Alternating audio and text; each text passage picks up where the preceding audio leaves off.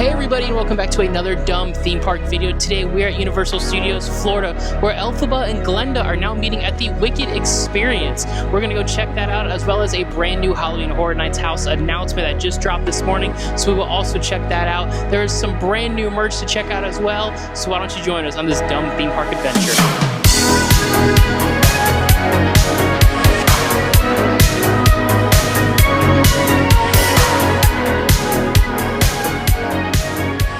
Sarah, how hot is it today?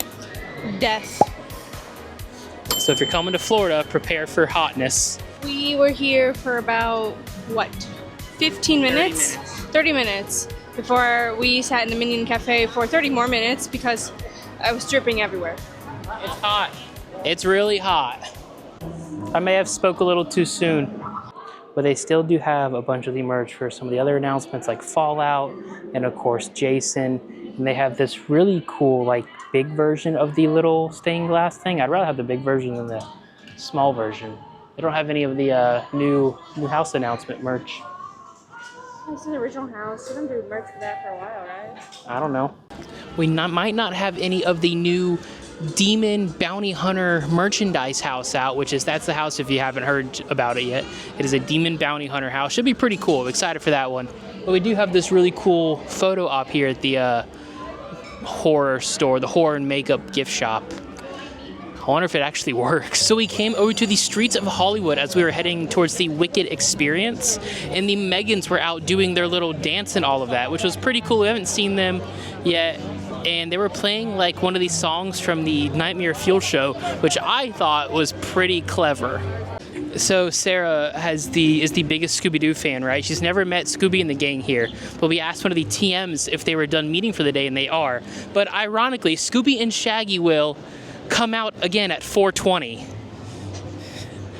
Quite ironic if you ask me. So we made it into one of the last ones in the line to meet Elphaba and Glenda here at the Wicked Experience, which was pretty lucky if I do say so myself. And they're meeting right when you walk in, so I'm super excited to see how this goes. Are you excited to meet them? This is like a dream come true. I am freaking out. I may cry. I have an important question to ask you both. Great, we have important answers. If you were to swap closets, who would have the biggest disaster?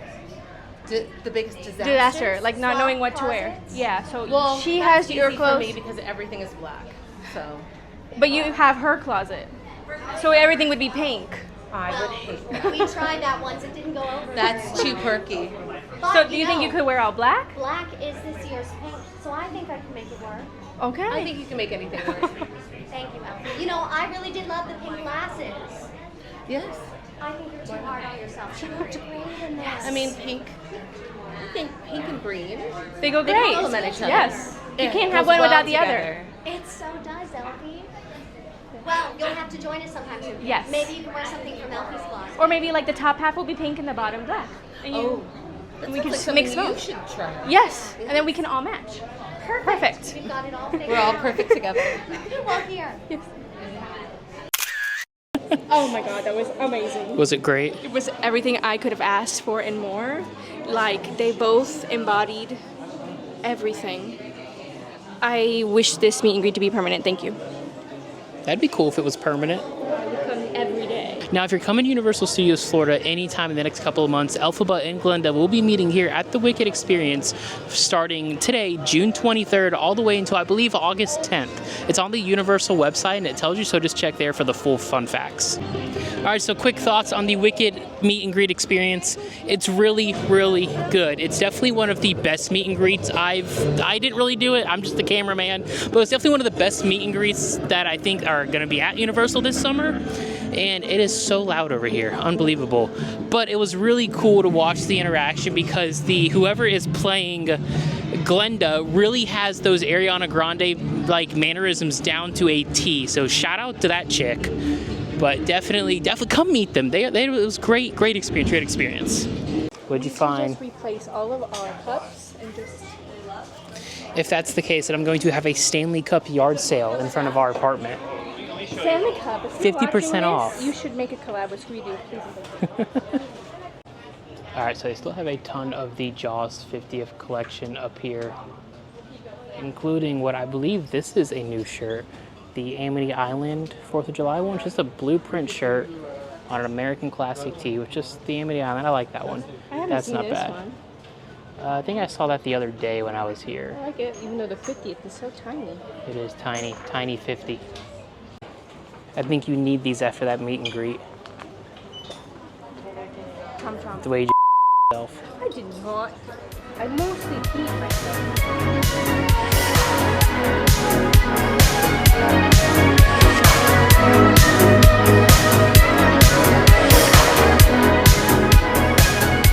Which, fun fact about John is up until last week, had never seen the movie Jaws. I haven't. And what were your thoughts? It was really good up until like the last 30 minutes. It gets pretty boring. But I guess the movie's 50 years old, so, I guess if I watched that movie if I were to have watched that movie in 1975, I probably wouldn't have gotten in the water at all. But I will say, watching it now, 50 years later, it's funny to watch. I still wouldn't get in the water. How great that movie was for its time. Welcome back to round 2 of things you didn't know about John. Leave down in the comments and bully John into watching Jurassic Park, because John has never seen Jurassic Park. So when you walk in, they have this glass box filled with stuff. Look here. So down here is one of these shirts from the Jaws attraction, Amity Boat Tours. That's really cool. Trying to see. I'm assuming this is all probably props from the attraction, I would assume, or the movie or something like that. There's an old ride map right there. Look, and because it says Woody's Woodpeckers Kid Zone, Simpsons World Expo Disaster, and back there you can see San Francisco Amity. See if I can zoom it in there. Jaws, look at that. That is so cool. Disaster's on there as well. That's cool. I love stuff like that. And then if you look up here, if you've seen the Jaws movie, you remember when he goes underwater and finds the body in a boat? There's one of those scenes. Looks like we have Jaws the shark up there. Looks like a photo of the cast up there as well. Up here it looks like you have a spot for... Redo. Up here it looks like you have a spot for Captain Quint. Looks like you got some stills from the Jaws movie in that little shadow box up there. Some other stuff. Right here you have the elect Larry Vaughn posters. Mayor of Amity, 71. And if you always loved the Jaws Skipper attraction outfit that they wore, you can just buy the shirt now. Looks like they have the shirt for sale for $27. Honestly, this is a really cool piece of merchandise, I'm not gonna lie. Right there you can see a Jaws postcard from Universal Studios Florida, and then a Time magazine from Jaws. It's actually so cool what they do in here with all this stuff. As we were leaving the Jaws Amity 4th of July celebration area, one of these skippers stopped us and gave us a boat tour of the Jaws attraction boat, so I'll insert that right here. As skippers, mine will be Skipper Nino, but they had plenty of other skippers.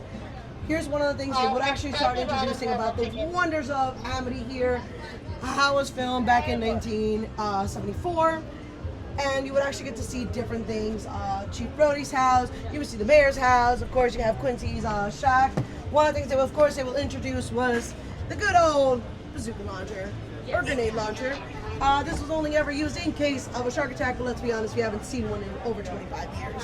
It's safe here now, Amity. It's kind of hard to do. It's hard to But That's an they older caught him one. about It's 25 old. years before this, so. Okay. That's an old one. Now, back in 1990, this was where it was terrifying because this radio would actually be screaming bloody murder by guests actually screaming through it. Oh, really? Oh, yes. It was petrifying scream, but then when the revamp came out, this was actually just a skipper actually screaming for help, especially on Amity 3. Your boat was always Amity 6, Amity 3 was the one screaming for help. You, of course, would hear the skipper actually call in the tower and say, hey, what's happening? They're like, can you go check on Amity 3? These should be arriving to shore soon, but they haven't. Right as you will be turning around that lighthouse, in the original 1990s, you would actually see a shark just dragging down Amity 3. That would explain the screaming chorus.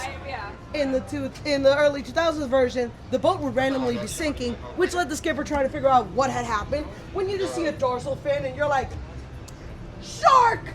That led to my favorite scene, which was, controls, what tower, what do we do, what do we do? Calm down, just use the grenade launcher. This thing is loaded!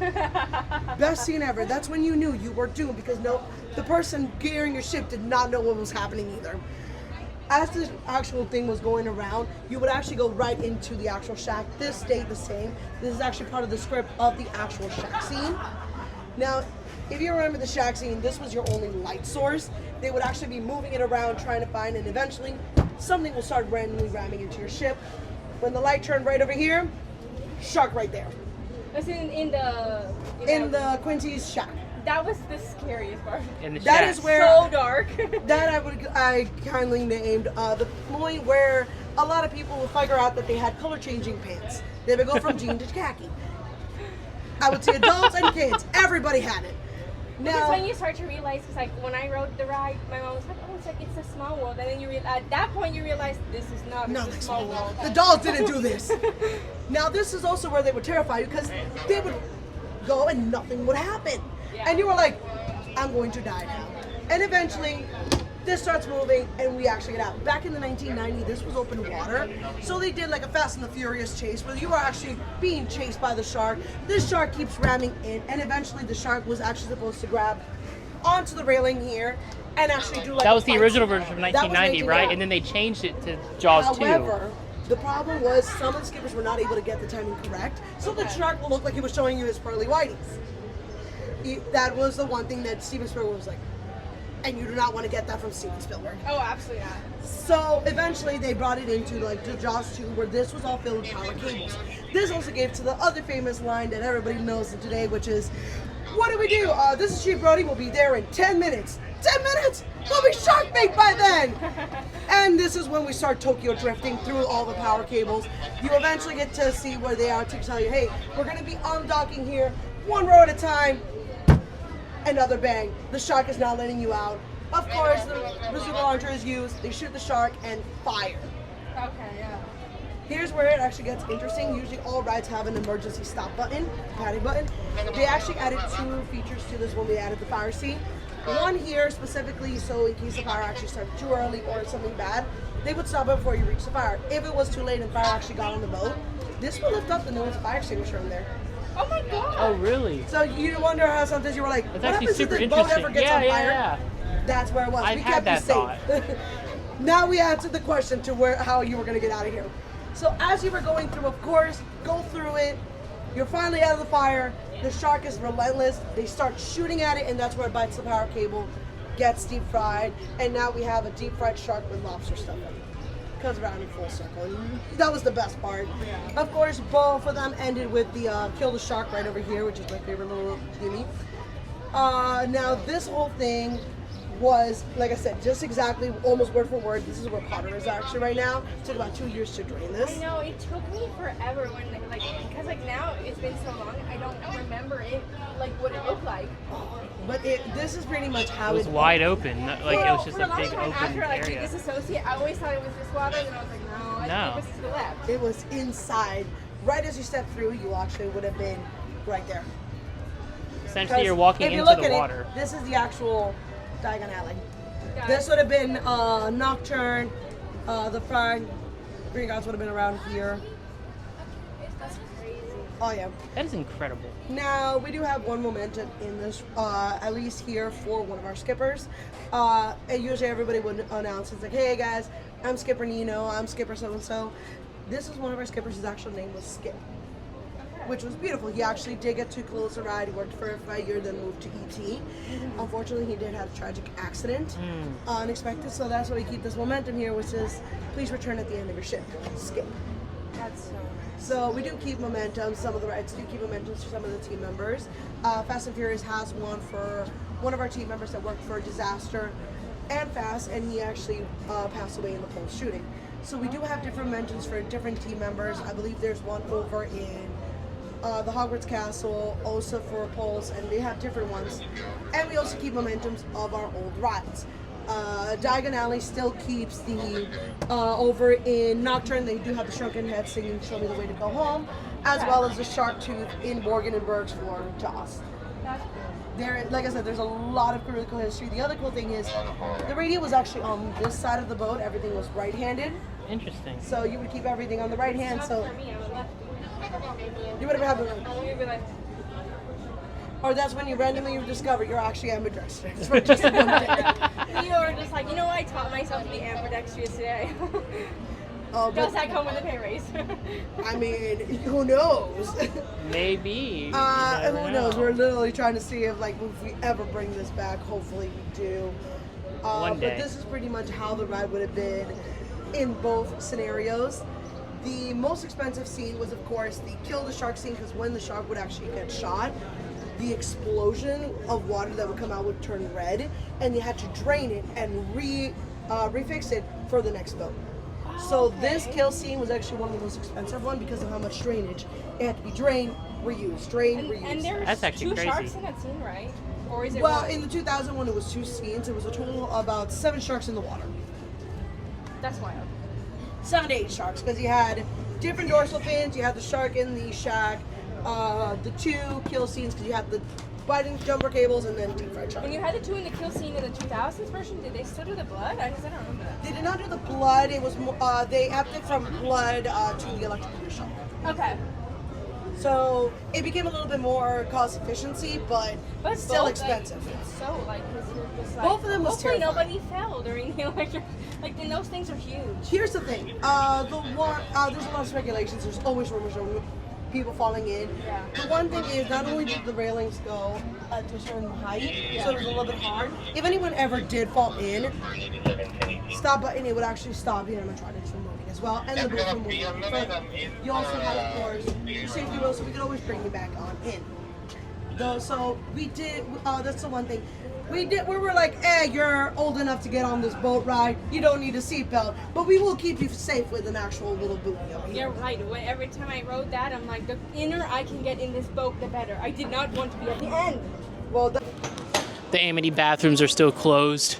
Eventually they'll open up. Eventually. So they have some of the lighting posts up for Halloween Horror Nights around the park.